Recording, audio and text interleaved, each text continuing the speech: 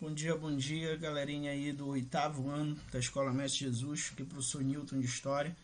E vamos aí continuar o nosso conteúdo, tá? A aula anterior foi a da correção do exercício que eu passei na primeira aula, dessas videoaulas, né? E agora a gente vai dar continuidade. Espero que todos estejam bem, todos estejam se cuidando, todos estejam lavando as mãos, tomando conta aí dos mais velhos, que logo isso vai passar, tá? Bem, gente, a gente vai falar hoje dos estados gerais, tá? A gente falou na última aula sobre vários problemas enfrentados aqui pela sociedade francesa, entre elas uma crise econômica, né? Então, para tentar resolver esses problemas, o rei, tá? Luís XVI, vai convocar os Estados Gerais. O que eram os Estados Gerais? Estados Gerais, gente, era uma espécie de assembleia, uma espécie de reunião que reunia representantes dos 3 estados franceses, ou seja, os três grupos sociais da França. Primeiro, segundo e o terceiro estado. Tá? Fazia mais de 60 anos, para vocês terem ideia, fazia mais de 60 anos que um rei não convocava os Estados Gerais.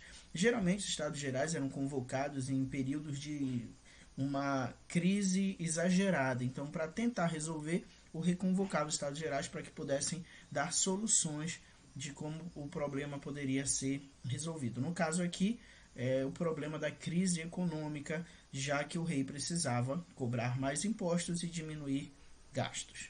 Tá? O problema, gente, aqui a gente tem uma imagem representando aqui, tá? Os Estados Gerais. O grande problema para o terceiro estado estava na maneira de votar. Então, como é que acontecia? Alguém dava uma ideia, vamos resolver a crise dessa forma. E aí os 3 estados votavam para ver se aceitavam ou não. O problema é que esse voto era por estado. Por exemplo, se tinham 300 pessoas representando a nobreza, isso contava como um voto. Se tinham 500 pessoas representando a burguesia, isso contava como um voto. Então, por isso a gente diz que o voto era por estado. Tá? E nesse arranjo político de voto por estado, o terceiro estado sempre perdia as votações, porque os privilegiados votavam junto, então sempre ficava 2-1. Então o terceiro estado queria uma mudança nessa forma de votação. E o que seria essa mudança? O terceiro estado queria que o voto fosse por pessoa e não por classe, por estado. Porque o terceiro estado sabia que dentre o pessoal do primeiro sempre tinha alguém que concordava com as ideias do terceiro estado. A mesma coisa na nobreza, entendeu? Então, para que o terceiro estado tivesse a chance de conseguir aprovar algo, era necessário, ou vencer uma votação, para eles era necessário a mudança na maneira de votação. Em vez de ser por estado, ser por pessoa. Tá? O terceiro estado vem com essa proposta, o primeiro estado e o segundo não aceitam. Para eles, a maneira de resolver o problema é taxar imposto em cima do terceiro estado. Tá? Então, os estados gerais não vão conseguir resolver esse problema, na verdade vão aumentar ainda mais as tensões entre o terceiro estado que se sente prejudicado. O terceiro estado se sente tão prejudicado, gente, que o terceiro estado decide abandonar a reunião dos estados gerais. Eles saem, vão para uma outra sala no palácio, se trancam lá e eles vão se autodeclarar Assembleia Constituinte. Vamos lá, o que é que faz uma Assembleia Constituinte, gente? Ela elabora a Constituição, ou seja, ela vai elaborar leis para um país. Lembra que a França não tinha leis, ela era um país absolutista, então o terceiro estado ele se revolta contra essa reunião dos Estados Gerais, que só prejudica os interesses dele por esse sistema de votação, decide sair dessa reunião e formar uma Assembleia Constituinte só com o pessoal do terceiro estado. Tá? É claro que os outros estados e o rei não vão aceitar isso da forma mais tranquila. Tá? Então, olha só, vamos lá. Assembleia Constituinte.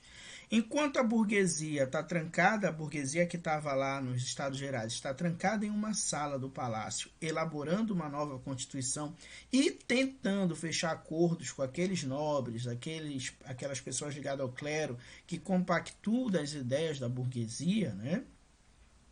que percebem, alguns representantes dos estados privilegiados percebem que só tem uma saída para a crise, que seria aí o taxamento de impostos para todos. Tá? Então, a burguesia tenta conseguir o maior número de adeptos possíveis dos outros estados também para elaborar essa Constituição. Enquanto isso, gente, os sans-culottes, junto com a população urbana, eles estão tomando as ruas de Paris.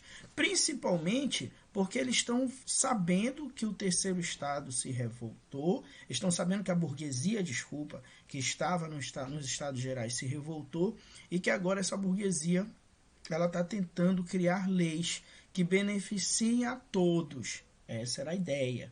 Tá? Então a população vai para as ruas, principalmente de Paris, para fazer uma pressão maior.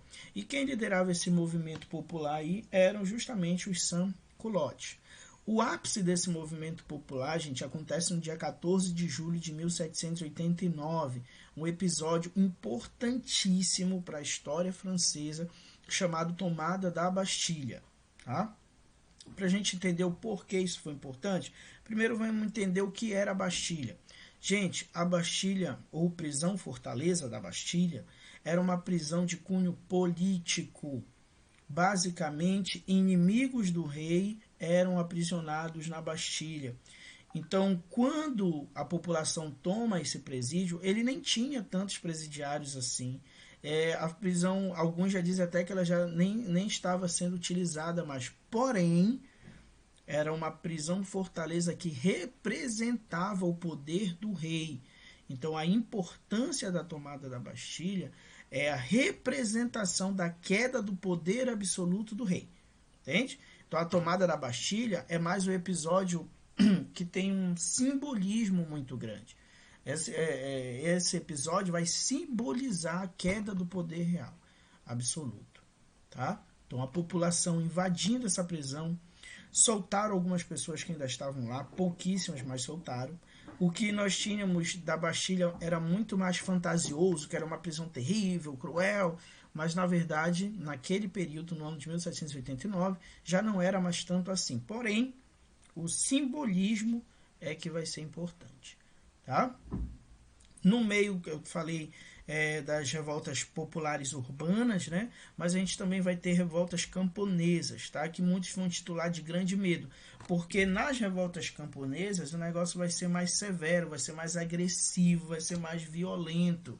Então, muitos dos burgueses ricos que apoiaram o movimento do terceiro estado vão temer esse movimento camponês aqui, tá? Até porque esses burgueses eles querem se igualar aos privilegiados, mas eles não querem se igualar aos mais pobres da população. Tá? Esse episódio aqui, gente, Tomada da Bastilha, é tão importante para a história francesa que é considerado o Dia Nacional da França. Tá? 14 de julho, essa data, 14 de julho aqui, é o Dia Nacional da França. Certo?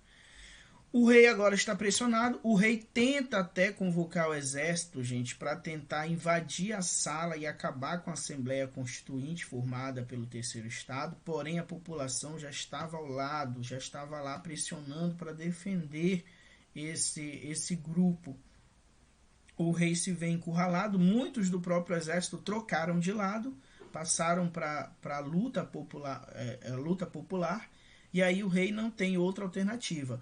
O que o rei pode fazer para tentar se manter no governo, se manter como rei, é aceitar a formação, de fato, de uma Constituição, tá? Um conjunto de regras. Ou seja, o rei precisava abrir mão do seu poder absoluto em prol de se manter como rei. Porque ele percebeu que talvez, se ele continuasse atentando contra a Assembleia Constituinte, a revolta poderia destituí-lo do poder. Então ele convoca, tá, uma Assembleia Nacional Constituinte, porém essa Assembleia vai ter representantes do primeiro e do segundo estado. Tá? Exercício, gente, para fixação. Outra coisa importante, tá? A gente vai ver que quando os revolucionários tomam o poder na França, eles vão chamar esse modelo de governo onde tem um rei, onde esse rei é absolutista, tudo mais, eles vão chamar de antigo regime, tá? Porque para eles isso é um período, um modelo de governo ultrapassado, tá? Vocês vão fazer o exercício lá da página 55 e 66, tá? Tenham todos um bom dia, fique com Deus, que Deus proteja a todos e a gente se vê numa próxima oportunidade.